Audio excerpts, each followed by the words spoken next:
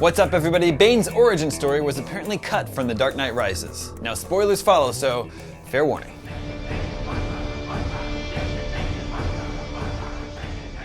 Much like Ra's al Ghul in Batman Begins and the Joker in The Dark Knight, Tom Hardy's Bane was just barely fleshed out with backstory in Christopher Nolan's final Batman film. As we learned in the final moments of TDKR, the origin we were actually shown belonged to Marion Coillard's Talia al Ghul. However, according to the film's costume designer, Lindy Hemming, there was a time when a sequence exploring Bane's early days was incorporated into the story. I quote, "The other thing that you should have seen during that sequence is him being injured in his youth. So one of the fundamental things about his costume is that he has this scar from the back injury. Even if he hasn't got the bulletproof vest on, he still has to wear the waist belt and the braces. In that scene in the prison where he's learning to fight the same way Batman learned to fight, he's wearing an early version of his waist belt. It's showing support, but it's not the finished one he eventually wears.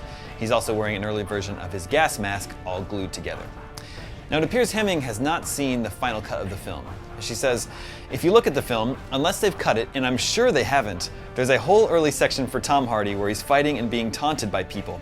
He's got chains on him and he's standing on a wooden thing while people are attacking him, and in that scene he's wearing a much more ragged, primitive version of the mask." When informed that the sequence had indeed been cut from the film, Hemming responded, "Well, that's an awful shame. But I suppose you have to cut things. I won't elaborate on it too much because it isn't in the film, but there was another section that showed you why he had the mask and where it came from." So there you have it. Would you have liked to see a sequence like this incorporated into The Dark Knight Rises, or was the Talia reveal enough to satisfy your curiosity? Let us know in those comments below. And for more movie news, stay tuned to IGN.